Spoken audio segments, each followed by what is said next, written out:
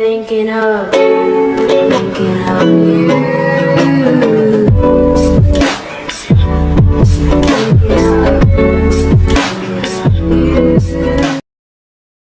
Bismillahirrahmanirrahim. Assalamualaikum warahmatullahi wabarakatuh. Perkenalkan, nama saya Nurul Nadira dengan NIM 1212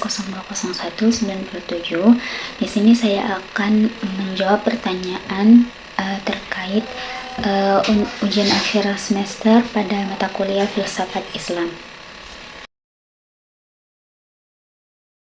Menjawab pertanyaan yang pertama tentang teori emanasi itu merupakan konsep yang menyatakan bahwa segala sesuatu berasal dari atau memancar dari sumber yang lebih tinggi.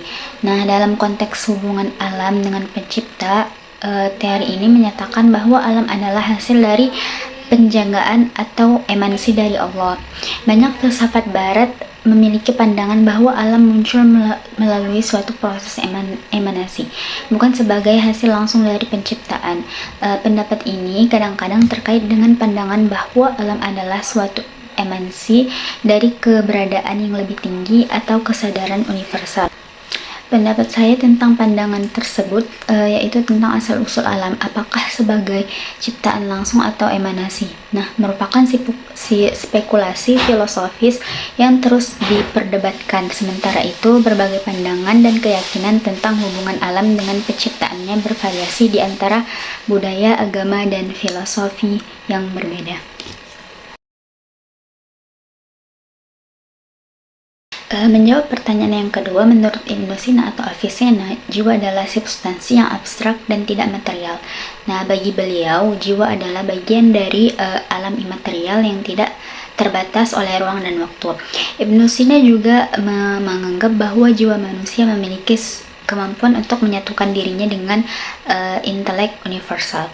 Nah, sementara itu, menurut Mullah Sadra, jiwa adalah substansi yang berkembang dan berubah secara terus-menerus. Beliau percaya bahwa jiwa manusia tidak terpisahkan dari realitas fisik dan spiritual. Nah, beliau juga mengemukakan konsep bahwa jiwa merupakan entitas yang selalu dalam perjalanan menuju kesempurnaan dan bersifat dinamis dalam proses pencarian tujuan spiritual. Adapun perbedaan utama antara keduanya terletak pada pandangan mereka tentang sifat jiwa, yaitu Ibnu Sina melihat jiwa sebagai substansi imaterial yang tetap, sementara Mullah Sadra melihat jiwa sebagai entitas yang dinamis dan terus berkembang. Nah, Mullah Sadra juga menekankan hubungan jiwa dengan realitas fisik dan spiritual secara lebih tetap.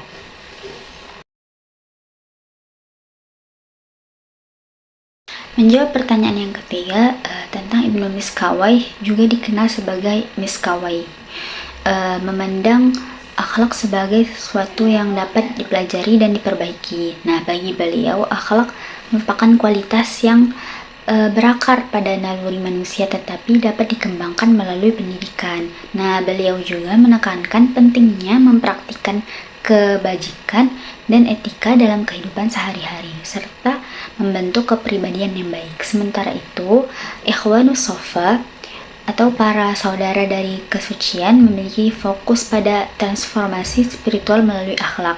Nah, mereka mengajukan konsep tentang tujuh tahapan spiritual yang dikenal sebagai tahapan-tahapan kesempurnaan yang berhubungan dengan pencapaian kesempurnaan moral dan spiritual. Adapun implikasi dari pandangan-pandangan ini terhadap pendidikan akhlak ialah pentingnya memberikan penekanan pada pengembangan karakter dan nilai-nilai moral. Pendidikan akhlak juga tidak hanya berkaitan dengan pengajaran teori, tetapi juga melihat pembiasaan dan latihan praktis untuk membentuk kepribadian yang baik dan bermoral. Nah, dalam konteks pendidikan, hal ini menunjukkan perlunya pendekatan holistik yang mencakup pengajaran nilai-nilai moral, pembiasaan praktik-praktik moral dalam kehidupan sehari-hari, serta perhatian terhadap transformasi spiritual yang dapat membawa seseorang menuju kesempurnaan moral dan spiritual.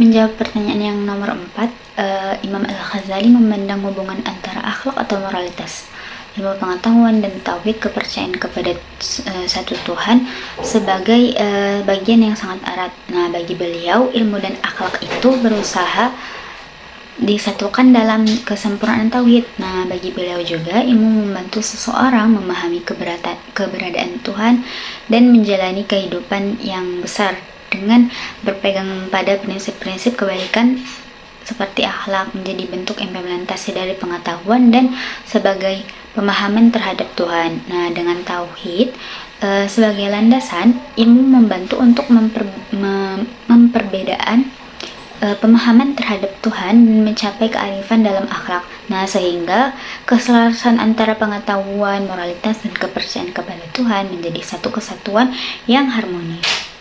Menurut Imam Al-Ghazali. Menjawab pertanyaan yang nomor 5 tentang meme.